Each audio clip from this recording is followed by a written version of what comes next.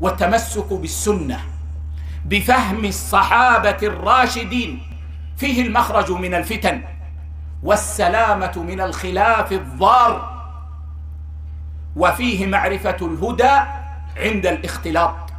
فعند أبي داود وصححه الألباني قال النبي صلى الله عليه وسلم: أوصيكم بتقوى الله والسمع والطاعة وإن عبدا حبشيا، فإنه من يعش منكم بعدي فسيرى اختلافا كثيرا، فعليكم بسنتي وسنة الخلفاء المهديين الراشدين، تمسكوا بها وعضوا عليها بالنواجذ، وإياكم ومحدثات الأمور، فإن كل محدثة بدعة وكل بدعة ضلالة. فالنبي صلى الله عليه وسلم بين لنا أن الاختلاف واقع ولا بد في الأمة، وأن من عاش من الصحابة حتى امتد به العمر سيدرك هذا الاختلاف الكثير الضار.